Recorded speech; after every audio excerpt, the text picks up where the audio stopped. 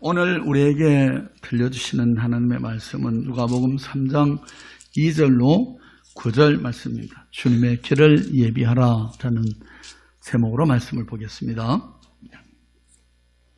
앞에 화면을 보시고 저랑 한 절씩 큰 소리로 교독하겠습니다. 안나스와 가야바가 대제사장으로 있을 때에 하나님의 말씀이 빈들에서 사가랴의 아들 요한에게 임한지라. 요한이 요단강 부근 각처에 와서 죄 사함을 받게 하는 회개의 세계를 가니 선지자 이사야의 책에 쓴 바 광야에서 외치는 자의 소리가 있어 이르되 너희는 주의 길을 준비하라. 그의 오실 길을 곧게 하라. 모든 골짜기가 메어지고 모든 산과 작은 산이 낮아지고 좁은 것이 곧아지고 험한 길이 평탄하여질 것이요 모든 육체가 하나님의 구원하심을 보리라 함과 같으니라. 요한이 세례 받으러 나오는 무리에게 이르되 독사의 자식들아 누가 너에게 일러 장차 올 진노를 피하라 하더냐. 그러므로 회개에 합당한 열매를 맺고 속으로 아브라함이 우리 조상이라 말하지 말라. 내가 너에게 이르노니 하나님의 능히 이 돌들로도 아브라함의 자손이 되게 하시리라.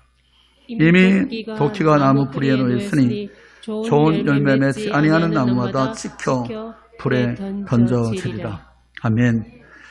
참 좋으신 아버지 하나님, 오늘도 우리를 주의 손으로 이끄시고 우리의 영혼을 위해서 귀한 말씀 들려주시니 감사합니다. 아버지 하나님, 주님이 이 땅에 오심을 예비하는 특별한 사명을 감당했던 그 요한의 사적을 살펴보면서 이 땅에 우리를 아버지 하나님께로 데려가기 위해서 다시 오실 그 재림의 주님을 우리가 맞이하기 위해서 어떠한 준비를 해야 되는지 오늘 말씀을 통해 다시 한번 깨닫게 되기를 원합니다. 그래서 아버지요, 우리의 남은 생애가 더욱더 주님 앞에 복되고 기쁨 되기를 간절히 빌고 원하오며 아버지요, 이 시간을 주님 앞에 의탁드리고 예수님 이름으로 감사하고 기도하였습니다. 아멘. 아멘. 예수님께서 이 땅에 처음 오셨던 그 초림의 유대 땅은 정말 말할 수 없는 그런 암담한 상황이 계속됐습니다. 정치 사회적으로는 심히 혼미해서 왕이 동생을 죽이고 그 죄수를 취해도 누구 하나 입도 뻥큼하지 못하는 그런 세상이었습니다. 윤리 도덕은 땅에 떨어지고 다스리는 사람들은 온갖 거짓과 탐욕에 휩쓸려서 돌아갔던 때입니다. 도처에 강도가 출몰했고 온갖 부정이 판을 쳤습니다.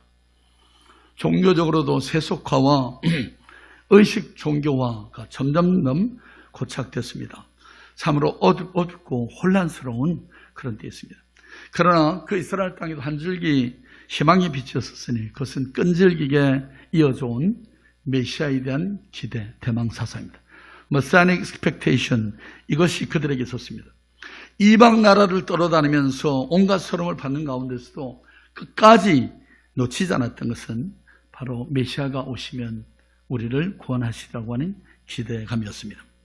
그런데 그런 이스라엘 백성에게 400년 동안이나 선지자가 없었고 메시지가 중단됐었는데 드디어 그 메시지가 세례 요한에 의해서 광야에서 다시 선포되게 되자 가뭄에 담비 맞은 것처럼 요한의 외침을 들으려고 수많은 사람들이 이스라엘 전역에서 모여들었습니다. 이때 요한이 너희는 주의 길을 예비하라. 그의 첩경을 평탄케 하라 외쳤습니다. 무슨 뜻일까요? 왕의 행차를 준비하라 라고 말한 것입니다. 옛날에 임금이 어디 행차하면 사전에 다 그 행로를 길을 닦고 그리고 준비를 했던 똑같이 오늘 본문의 주의 길을 왕도로 비유하고 있습니다. 그러므로 세례 요한의 외침은 왕이신 주님을 맞이할 준비를 하라. 그리고 그 길로 왕이신 예수 그리스도를 맞아들이라 라고 말하고 있는 것입니다.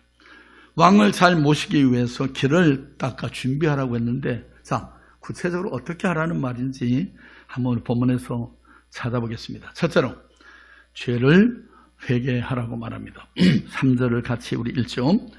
요한이 요단강 부근 각처에 와서 죄사함을 받게 하는 회개의 침례를 전파하니 여러분 죄를 회개함으로 우리는 주의 길을 예비해야 합니다. 평강의 왕이신 예수님께서 임하실 마음의 대로를 먼저 깨끗게 하라고 말하고 있습니다.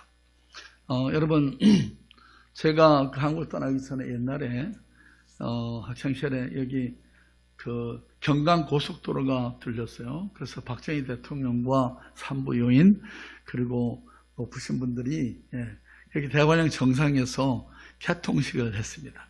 제가 그때 이렇게 기억이 나는데요. 그 개통식이 있기 한 2, 3주 전부터 놀라운 일이 일어났어요. 그 뭐냐면 이 박 대통령님이 고속도로를 타고 가면서 보이는 곳에 있는 모든 집들을 전부 다 수리하는 것입니다. 예, 다 썰어가는 초막집들이 전부 다 썩어가던 지붕이 다 벗겨지고 새 석가래가 놓이고 스레트를 깔고 거기에 빨갛고 파란 페인트를 칠해가지고 심지어 이렇게 지나다 보면 이게 다른 나라에 와 있나 할 정도로 길을 다 닦아놓더라고요. 네. 여러분 위대한 왕이나 지도자가 그렇게 어딜 방문하게 되면 사전에 그런 정지 작업을 반드시 하잖아요. 네. 진로를 깨끗이 단장하고 청소하고 무너진 축대도 반듯하게 세우고 이런 왕의 대로를 깨끗게 하는 정비하는 일을 합니다. 마찬가지로 우리의 마음의 도로를 정비하라고 말하고 있습니다. 어떻게 해야 된다고요? 회개하라. 천국이 가까웠느니라. 이렇게 선포합니다. 여러분 세례요한의 방파르가 우리 귀에 의미하는 바가 메시지가 무엇입니까? 회개하라는 것입니다. 죄사함을 얻게 하는 회개의 세례. 여러분 이것이 우리에게는 너무도 이상할 것이 없는 익숙한 단어인데 당시의 유대인들에게는 이 말은 참 부담스럽고 이해하기 어려운 말이었을 것입니다. 왜냐하면요 유대인들은요 아브라함의 후손은 당연히 구원받는 거고 당연히 하나님의 자녀들이고 그러니까 회개의 세례 이런 것들은 이방 사람이 유대교로 개종을 할 때나 그들에게 적용되는 거지 자기들하고는 상관이 없는 것으로 여겼습니다. 그런데 세례요한이 나타나가지고 회개의 세례를 회개하라고 외치면서 sem례를 베푸게 되니까 그들에게는 놀라운 폭탄 선언이 아닐 수 없었을 것입니다. 여러분 광야에서 외치는 자 이 세례 요한의 방파르가 울리면서 그때부터 본격적으로 죄의기를 예비하는 움직임들이 일어났습니다. 이것은 700년 전에 이미 선지자를 통해서 예언했던 사실이잖아요. 여러분 우리가 주님의 길을 예비하기 위해서 먼저 철저하게 우리의 모든 죄를 회개해야 됩니다. 매년 우리가 성탄절을 맞이하지만 여러분 성탄절은 그저 선물이나 카드를 주고받고 그냥 즐기는 그런 날이 아닌 것을 여러분 기억해야 됩니다. 네.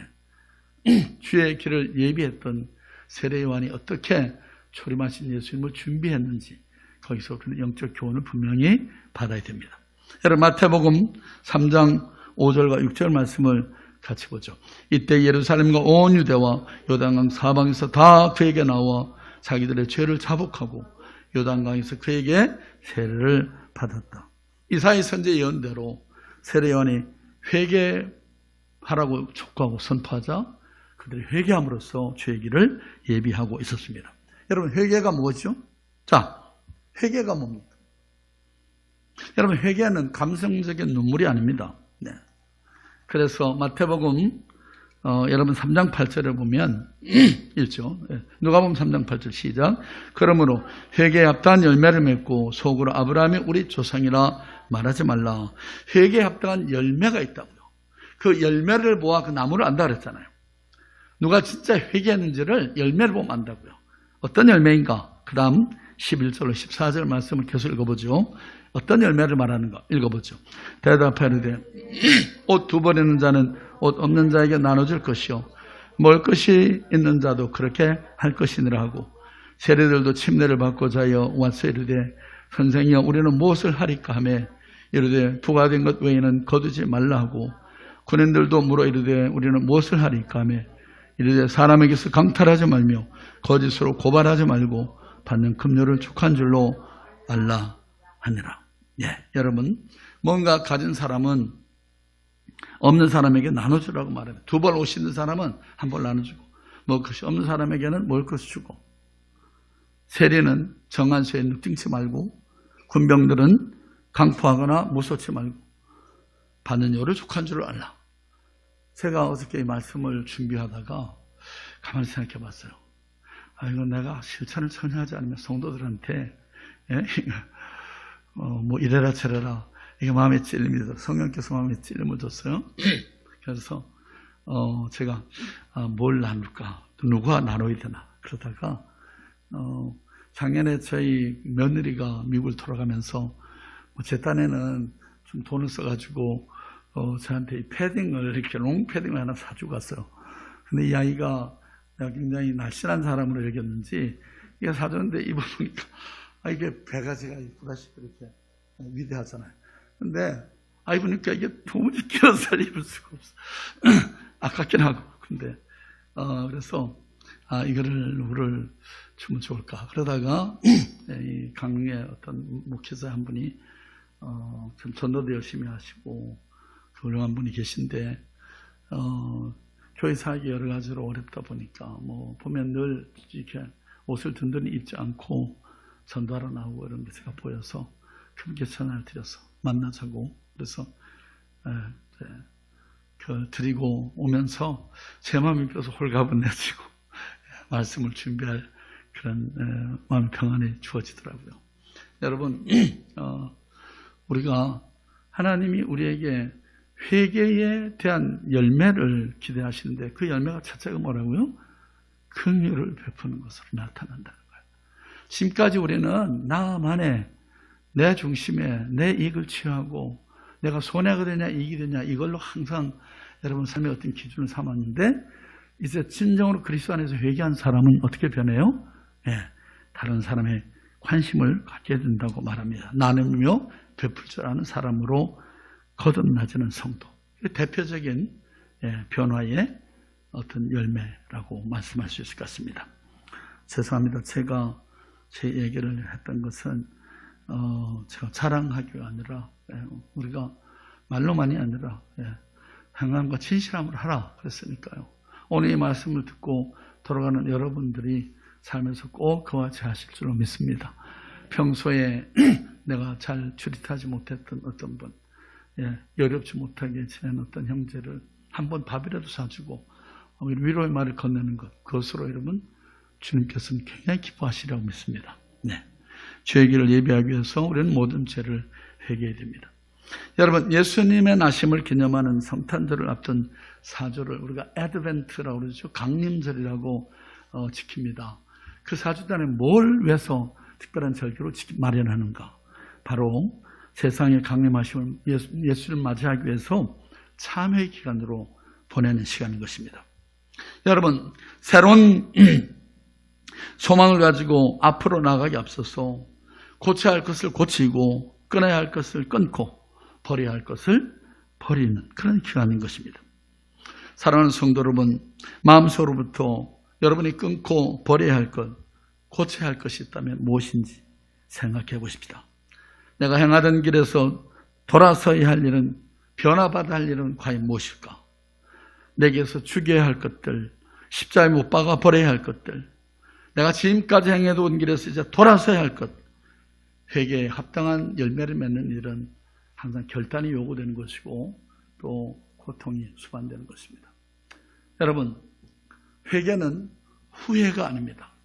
거듭 말씀드리지만 회개는 뉘우침이나 후회가 아닙니다.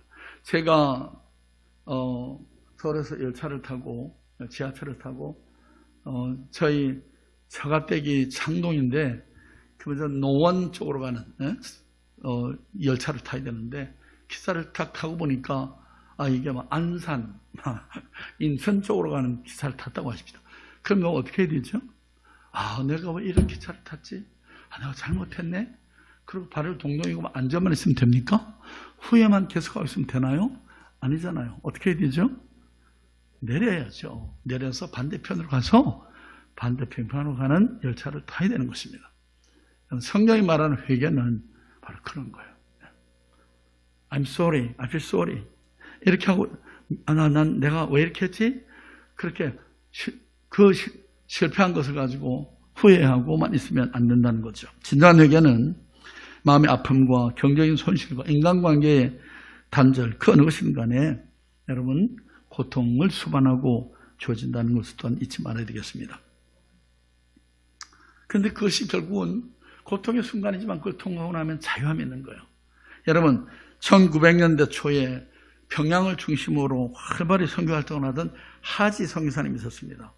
이분이요 한국에 와서 선교사를 수년 했는데도 되게 열매가 없어. 그래서 늘 이제 마음에 생각하기를 이 조선 사람들 무식한 이 한국 사람들이 이 복음을 깨닫지 못하고 말이지 구습에 임박해가지고 이 족속은 어려워. 이러면서 자기가 복음의 열매를 맺지 못한 것을 한국 사람 탓으로 비난하고 늘 그렇게 했습니다. 그래서 어느 날 말씀을 묵상하는 중에 성령께서 그 마음을 강하게 쳤고요. 자신의 교만을 깨닫고 눈물로 회개합니다. 그리고 그분이 1907년에 장대현 교회에서 사경회를 인도하는데 그곳에 하나님의 성령의 불이 떨어졌어요. 회개의 역사가 일어났습니다. 그래서 여러분가 사는 길선주 장로님, 그 교회의 시무장로이신 길선주 장로님이 친구가 죽으면서 자기의 유산을 남기면서 아직도 어린 자녀들을 부탁하고 왔는데 그 친구 돈을 가로채고 다 먹어버린 그 사실을 성도 앞에 나와서 고백합니다. 그러면서 회개합니다. 그러니까 또 한 장로님은 나와서 자기가 둘째 부인을 몰래 숨겨놓고 이중생활을 하면서 교회에서는 버젓이 장로로 자처했던 것을 고백합니다. 그러면서 계속된 회개의 그런 참회 고백들이 이어지면서 여러분 한두 주로 끝낼 이 부흥사경회가 이내 한 달이 넘어갑니다. 그리고 여러분 그 회개 역사가 그로부터 저 남쪽 제주도까지 그로 한 5, 6개월 동안에 대한민국을 그냥 휩쓸고 내려갔어요. 대한민국 역사에서 가장 교회가 놀랍게 부흥을 이룬 때가 바로 1907년 한국을 휩쓴 그 대부흥의 운동입니다. 그것은 바로 회개로부터 시작됐던 것을 우리는 기억해야 할 것입니다. 당시 선교사들의 보고를 보면 짐승이 포효하듯 가슴을 찢으며 그들은 통곡을 했다. 저녁 7시에 시작된 집회가 새벽 2시, 3시가 넘도록 자리를 떼지 않는 그런 눈물의 회개가 이어졌다고 적고 있습니다. 여러분 진정한 부흥은 믿는 하나님 백성들의 회개로부터 시작된다는 것을 꼭 잊지 마십시다. 진정으로 회개한 사람은 결코 같은 죄를 반복하지 않습니다. 다시 한번 말합니다. 진정으로 회개한 사람은 같은 죄를 반복도 하지 않습니다. 우리 요한일서 3장 9절 말씀을 같이 읽죠. 하나님께로부터 난 자마다 죄를 짓지 아니하나니 이는 하나님의 씨가 그의 속에 거하며 그도 범죄하지 못하는 것은 하나님께로부터 났습니다. 여러분 하나님께 난 자마다 범죄치 않는다. 이게 무슨 말입니까? 여러분 예수 믿고 신앙생활하면서 범죄하지 않습니까? 온전히 여러분 거룩합니까? 대답 잘 안 하시나요? 다 거룩한 삶을 사시나 봐요. 근데 우리가 사실은 완전한 그런 죄와 자하지 않은 삶을 살 수 없잖아요. 살지 못하고 있잖아요. 근데 여기는 하나님의 난 자마다 범죄치 않는다고 했는데 이게 무슨 뜻일까? 여기 범죄치 않다라고 하는 동사는 완료 진행으로 된 시제입니다. 이게 무슨 말이냐면 같은 죄를 거듭 반복하는 거예요. 여러분이 어떤 잘못을 해놓고 교회 와서 하나님 잘못했어요. 제가 용서해서 이러고 돌아가서 예배당 밖에 나가자마자 또 그 짓을 반복해. 그리고 또 와서는 하나님 아시죠? 용서해. 이거는 회개가 아니라는 거예요. 그래서 진정으로 거듭난 그런 회개한 사람은 같은 죄를 반복하지 않는다. 그래서 단순한 뉘우침이나 후회가 아니라는 것을 여러분 꼭 기억해야 할 것입니다. 시편 51편 17절 말씀을 같이 읽죠. 하나님께서 구하시는 제사는 상한 심령이라 하나님의 상고 통회하는 마음을 주께서 멸시치 아니하시리라.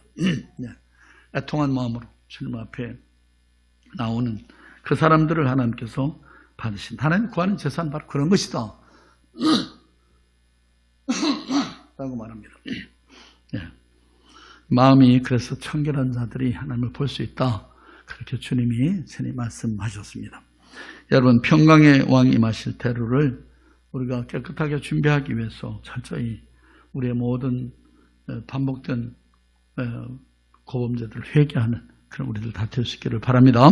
자, 두 번째로 평탄하고 고든 길을 예비해야 된다라고 말합니다. 5절을 같이 했죠. 모든 골짜기가 메워지고 모든 산과 작은 산이 낮아지고 굽은 것이 곧아지고 험한 길이 평탄하여 질 것이요. 예, 주의 길을 예비하는 사람마다 평탄한 길을 예비해야 된다, 만들어야 된다라고 말씀합니다. 예. 여러분, 마음의 대로가 뚫려있지 않으면 봄의 빛이 비쳐도 항상 굳게 굴절되죠. 여러분, 예수님을 십자가에 못 박은 제사장이나 서기관과 바리새인들, 그들은 왜 예수님을 알아보지 못했을까요? 네? 그들의 구부러진 마음 때문입니다. 어떻게 구부러진 거죠? 교만과 우월의식과 자존감과 자존심, 명예, 욕 이런 것들이 가로막아서 주님을 알아볼 수가 없게 된 겁니다. 교만의 높은 산이 낮아지고 골짜기는 그래서 메워져야 하는 것입니다. 세례 요한은 이처럼 사람들의 마음속에 지어져 있던 교만과 무지의 산들과 골짜기를 메워서 심령으로 하나님의 구원을 볼 수 있는 상태로 예비코자 그렇게 사역 감당합니다. 여러분, 저와 여러분의 마음속에 구부러진 것은 무엇인지요? 하나님과의 바른 관계를 지금 저해하는 것이 있다면 무엇입니까? 한번 생각해 보십시다. 여러분, 이웃과 형제들과의 관계가 찝찝하고 불편함이 있다면 여러분, 그것은 무엇이죠? 주의 길을 예비하는 사람은 평탄하고 마음의 곧은 길을 준비하라고 말씀합니다. 여러분, 우리 속에 구부러진 마음, 비뚤어진 심사를 그대로 가지고 있는 한 절대로 새롭게 될 수도 없고 한 발짝 앞으로 나갈 수도 없는 것입니다. 2000년 전에 세례 요한의 방파르가 울려지자 구속자의 주인이신 예수님이 나타나셨습니다. 하나님의 독생자이신 그분이 육신을 입고 이 세상에 오신 것입니다. 그것은 이미 하나님의 계시를 통해서 선자들을 통해서 이 모든 날 마지막에 아들로 우리에게 그를 나타내셨으니 라는 말 속에 나타나는 것처럼 모든 선자들을 통해서 예고하셨던 그분이 이 모든 날 마지막에 친히 육신을 입고 오신 것입니다. 자, 그런데 왜 어떤 사람들은 믿는 것이 그렇게 어렵죠? 마음의 길이 막혀 있어서 그렇습니다. 방심이나 교만의 장애물들로 막혔기 때문에 굳이 안 믿어도 나는 한 점 부끄러움 없이 살고 있는데요. 또 좋은 길은 결국 사람을 착하게 살도록 돕는 것 그 이상도 그 이하도 아니지 않습니까? 이렇게 말하는 사람들. 불교를 믿든 무슨 종교를 믿든 다 마찬가지 아닙니까? 이런 사람들. 혹은 나는 그래도 꾸준히 빠지지 않고 교회에 출석을 하고 있으니까 선당이 있다면 어떻게 구원받게 되지 않겠어요? 이렇게 말하는 분들. 여러분, 요한의 외침 앞에서 우리 안에 있는 교만과 방심의 이 첩경들을 제거하고 겸손히 자복하고 회개함으로 이 세상에까지 찾아오신 그 예수님을 진심으로 영접하는 저희 모두가 되어야 할 것입니다. 주의 길을 예비하는 사람은 평탄한 곧은 길을 마음에 준비합니다. 여러분, 그렇습니다. 마음이 비뚤어지면 모든 것이 구부러지게 보입니다. 매사에 그래서 비판적이고 비관적이 됩니다. 골로새 3장 15절 말씀 같이 했죠. 그리스도의 평강이 너희 마음을 주장하게 하라. 너희는 평강을 위하여 한 몸으로 부르심을 받았나니 너희는 또한 감사하는 자가 되라. 네. 여러분, 마음이 구부러지지 않으면, 마음이 평탄하게 되면 나타나는 마음의 두 가지 내적 상태가 이게 나와 있습니다. 첫째가 뭐예요? 평강이 임한다고요. 평강. 여러분, 평안하십니까? 마음에 평강이 있습니까? 그 다음에 이어서 나오는 것이 감사합니다. 주님이 이 땅에 오셔서 내 대신 수욕의 십자가를 져주신 것, 그 모든 것이 감사가 되죠. 마음속에 죄와 실패와 낙심과 증오와 불신으로 깊이 패인 골짜기들, 그것을 하나님의 용서와 사랑과 죄 은혜로 메우는 것입니다. 사람들로부터 어떤 실망이나 억울함이나 무관심이나 배신을 당하신 적이 있습니까? 그래서 모든 사람이 다 꼴보기 싫고 귀찮게 느껴지십니까? 여러분, 평화의 왕으로 오셨던 예수 그리스도, 비천한 모습으로 구유에 누우셨던 어린아이로 오셨던 그 예수 그리스도, 온갖 학대와 비아냥과 조속거리와 그리고 마지막에 그 수역의 십자가를 지셨던 예수 그리스도, 그러나 저희 죄를 따라 갚지 아니하시고 오히려 자기 목숨을 대속물로 내어주셨던 그 예수님께 소망을 두시기 바랍니다. 나는 틀렸어, 나는 너무 늦었어, 나는 무자격자야, 실패자야, 이젠 구제불능이야. 여러분, 스스로 그렇게 자신을 평가하고 확대하거나 포기해서는 안 됩니다. 여러분, 분명히 알아야 할 것은 구원은 저와 여러분 자신의 의로움으로 주어지는 것이 아니라는 사실입니다. 우리가 구원받는 근거는 무엇입니까? 내 대신 죄값을 지불해 주신 그 예수 그리스도의 역사적 사건, 십자가 사건에 기초하는 것입니다. 네. 여러분, 돌아온 탕자가 아버지 앞에 와가지고 내가 하늘과 아버지께 범죄하였사오니 이제는 내가 아버지 아들의 그런 것 받을 수가 없습니다. 나를 그냥 종이 하나로 써주십시오. 그렇게 얘기했죠. 그때 아버지가 어떻게 반응합니까? 아니다. 너는 내 아들이다. 잃어버렸던 아들이 살아 돌아왔다. 그렇게 말하지 않습니까? 자신의 과오와 부끄러움으로 뉘우치는 아들을 향해서 너는 이제 내 돌아온 아들이야 라고 얘기했습니다. 그때 이 탕자는 어떤 자세를 취해야 되죠? 아버지가 그렇게 말할 때 아버지 그래도 난 자격이 없어요 하고 도망을 가야 됩니까? 아니면 끝까지 저는 종으로 지낼래요 하고 사형을 해야 되겠습니까? 아니죠. 아버지가 나를 사랑하면 나는 자격이 있는 것입니까? 있는 것입니다. 안 그런가요? 용서받을 자격도, 여러분 생애의 가치도 다 아버지께로부터 주어지는 것입니다. 받은 것입니다. 여러분, 때로 무적행처럼 느껴지는 절망의 골짜기에서도 신실하신 하나님의 사랑이 임하면 다 메워질 수가 있는 것입니다. 그 사랑으로 증오와 교만, 이기심과 자존심의 이 깊은 골짜기들을 다 메우는 그런 역사가 우리 안에 일어나기를 주님으로 축복해 드립니다. 주의 길을 예배하는 사람마다 평탄한 길을 준비해야 됩니다. 이제 마지막으로 심판주로 오신 예수님을 맞이할 준비를 해야 합니다. 9절을 같이 보죠. 이미 도끼가 나무 뿔에 놓였으니 좋은 열매 맺지 아니하는 나무마다 지켜 불에 던지우리라. 네, 주의 오심을 예비하는 사람마다 총말론적인 삶을 살라고 말합니다. 사랑하는 성도 여러분, 오늘 이 시간 이 자리에서 마음의 대로가 평탄하고 여러분 곧은 길이 되게 하십시오. 절대 미루지 마시기 바랍니다. 여러분, 사랑할 사람을 오늘 사랑한다고 고백하십시오. 용서해야 할 사람을 오늘이 다가기 전에 내가 주의 이름으로 용서합니다 선언하십시오.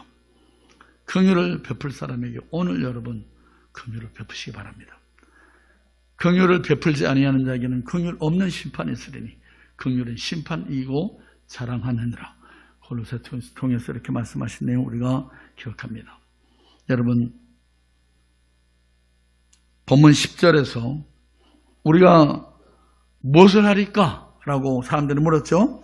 그때 요한이 뭐라고 대답했다고요? 대답하려되 옷 두 번 있는 자는 옷 없는 자에게 나눠줄 것이요 먹을 것이 있는 자도 그렇게 하라 라고 말합니다. 종말론적 신앙을 가지고 사랑과 섬김을 실천하라고 촉구하고 계십니다. 예수님도 같은 비슷한 맥락의 말씀을 들려주셨습니다. 같이 읽죠. 요한 13장 34절 35절 새 계명을 너에게 주노니 서로 사랑하라. 내가 너를 사랑한 것 같이 너희도 서로 사랑하라. 너희가 서로 사랑하면 이로써 모든 사람이 너희가 내 제자인 줄 알리라. 네. 우리 찬양을 우리 그 사랑에 대한 사랑의 송가라는 찬양 있죠. 천사의 말을 하는 사람도 사랑 없으면 소용이 없고 심모 안 진리 깨달은 자도 울리는 징과 가네.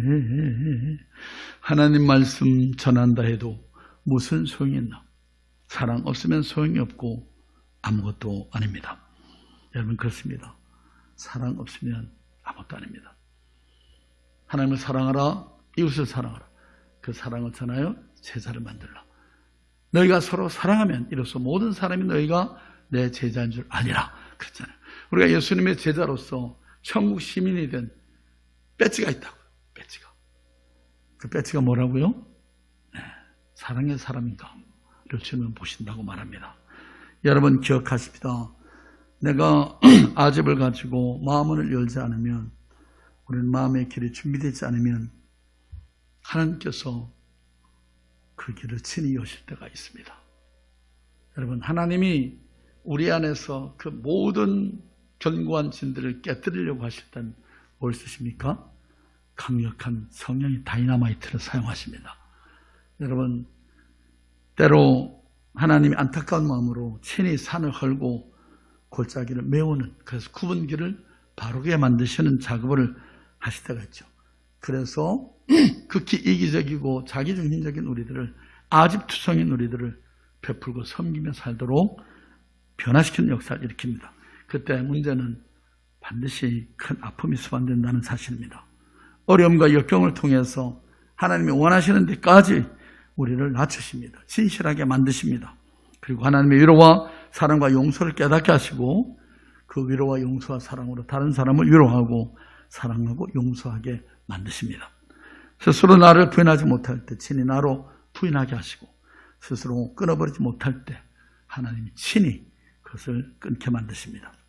그럼 하나님 앞에 겸손하게 마음의 대로를 수축하는 저와 여러분 되시기를 주의 이름으로 바랍니다. 이제 마지막으로 제가 유대인의 결혼 풍습에 대해 잠깐 말씀을 드리고 말씀했습니다. 여러분 유대인들의 결혼 2단계를 이루어진다. 전에 제가 한번 설교에 말씀드렸는데요. 약혼 단계는 이제 신부의 집에 가서 결혼 서약서를 쓰고, 그 다음에 이제 성혼이 이루어지면 신랑이 집으로 와가지고 아버지가 주는 땅에다가 신방을 짓습니다. 이렇게 다 완성돼서 아버지가 어프로브하면 그러면 이제 잔치를 하는데, 신부 집에 가서 하룻밤을 자고 그리고 신부와 함께 집으로 와서 최소한 일주일에서 길게는 한 달 이상을 축제를 벌이는 거예요.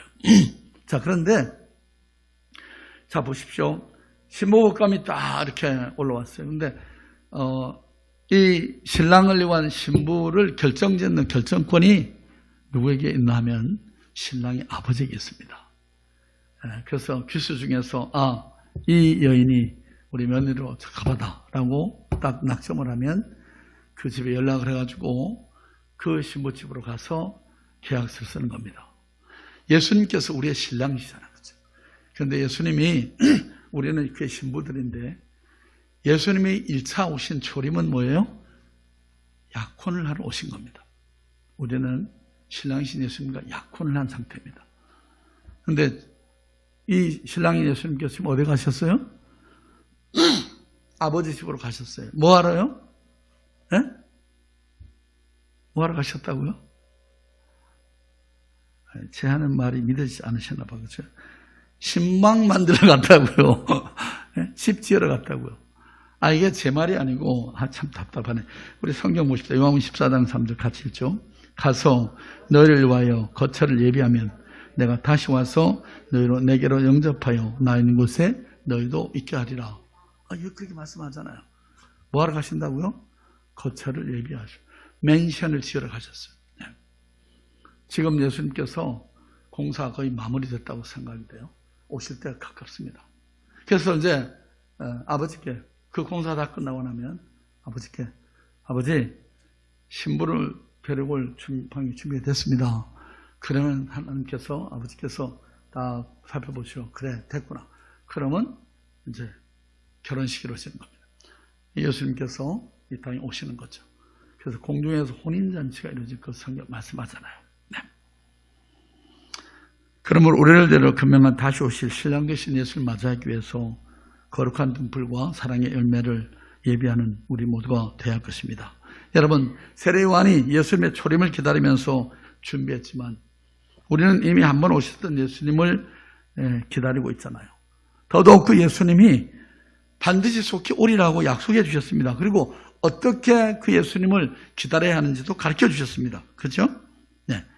이 성자의 성육신, 화육, 강생, 그 믿기지 않는 첫 번째 약속이 이루어졌잖아요. 역사 속에서. 그러니까 다시 오시라고 말씀하신 두 번째 약속도 반드시 이루어지라고 믿습니다. 네. 그 약속을 안 지키실 리가 없는 거예요. 그러니 세례 요한이 주님의 초림을 기다렸던 것보다도 우리가 재림을 기다리는 것은 훨씬 더 쉬운 일이 아닌가 싶습니다.